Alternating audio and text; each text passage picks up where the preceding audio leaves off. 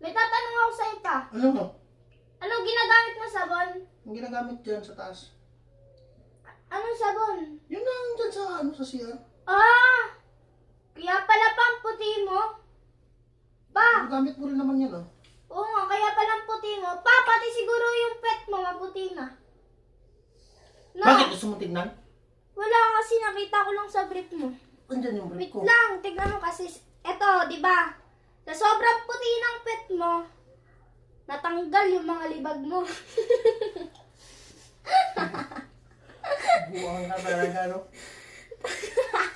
Ito yung brief ko, dinadamay mo. Pati yung nudal mo, nandito na. Kaya pala no? Ang pangako.